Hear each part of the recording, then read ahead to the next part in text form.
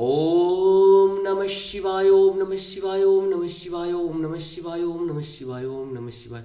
एक उन्देदु शारधवलाया शोभस्मिताया वीणा मर्दण्डितकराया श्वेत पद्मासना या ब्रह्माच्युत शंकरी सामां पातु सरस्वती भगवती निश्चेतन का या देवी सर्वभूतेषु मातृरूपेण संस्थिता नमस्तस्यै नमस्तस्यै नमस्तस्यै नमो नमः। या देवी सर्वभूतेषु विद्यारूपेण संस्थिता नमस्तस्यै नमस्तस्यै नमस्तस्यै नमो नमः। या देवी सर्वभूतेषु लक्ष्मीरूपेण संस्थिता नमस्तस्यै नमस्तस्यै नमस्तस्यै नमो नमः। या देवी सर्वभूतेषु मातृरूपेण संस्थिता नमस्तस्यै नमस्तस्यै नमस्तस्यै नमो नमः। जय हिंद जय भारत। आपका स्वागत है, आप सबों का स्वागत है। मैं राम नरेश आप से निवेदन करता हूँ, चैनल को सब्सक्राइब करें, लाइक करें, शेयर करें।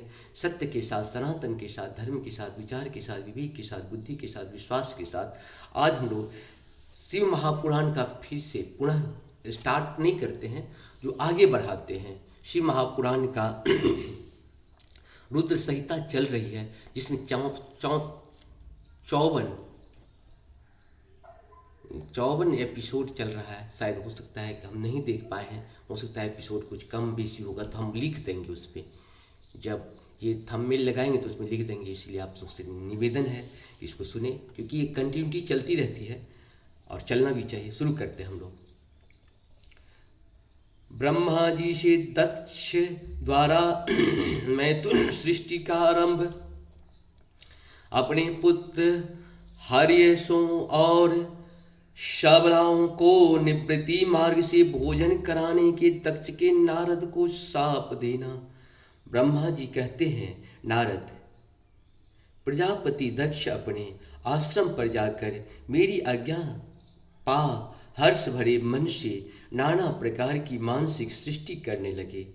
उस प्रजा सृष्टि को बढ़ती हुई न देख प्रजापति दक्ष ने अपने पिता मुझ ब्रह्मा से कहा। दक्ष बोले, ब्राह्मण तात प्रजानाथ, प्रजा बढ़ नहीं रही है प्रभु। मैंने जितने जीवों की सृष्टि की है वे सब उतने ही रह गए हैं। प्रजानाथ, मैं क्या करूं? जिस उपाय से ये जीव अपने आप बढ़ने लगे वह मुझे बताइए। तदनुसार मैं प्रजा की सृष्टि करूंगा, जिससे संशय नहीं है। ब्रह्मा जी ने मैंने कहा, तात प्रजापति दक्ष, मेरी उत्तम बात सुनो और उसके अनुसार कार्य करो। सूर्यश्रेष्ठ भगवान शिव तुम्हारा कल्याण करेंगे।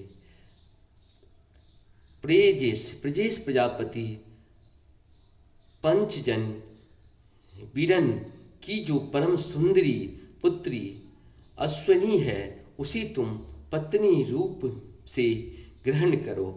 स्त्री के साथ मैथुन धर्म का आश्रय ले तुम पुनः इस प्रजासर्ग को बढ़ाओ। अश्वनी जैसी कामनियों के गर्भ से तुम बहुत सी संतानें उत्पन्न कर सकोगे। तदंतर मैथुन धर्म से प्रजा की उत्पत्ति करने के उद्देश्य से प्रजापति दक्ष ने मेरी आज्ञा के अनुसार बीरन प्रजापति की पुत्री के साथ विवाह किया।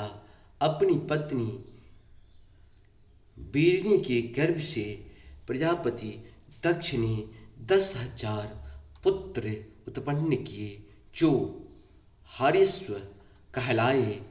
मुने वे सब के सब पुत्र समान धर्म का आचरण करने वाले हुए। पिता की भक्ति में तत्पर रहकर वे सदा वैदिक मार्ग पर ही चलते थे। एक समय पिता ने उन्हें प्रजा की सृष्टि करने का आदेश दिया। तब वे सभी दक्षायन नामधारी पुत्र सृष्टि के उद्देश्य से तपस्या करने के लिए पश्चिम दिशा की ओर गए। वहाँ नारायण शर नामक परम पावन तीर्थ है, जहाँ दिव्य सिंधु नद और समुद्र का संगम हुआ है। उस तीर्थ जल का ही निकट से स्पर्श करते उनका अंतःकरण शुद्ध एवं ज्ञान से संपन्न हो गया। उनकी आंतरिक मलराशि धुल गई और वे परमहंस धर्म में स्थित हो गए। दक्ष के वे सभी पुत्र पिता के आदेश में बंधे हुए थे, अतः मन को सुस्थिर करके प्रजा की वृद्धि के लिए वहाँ तप करने लगे। वे सभी सत्पुरुषों में श्रेष्ठ थे।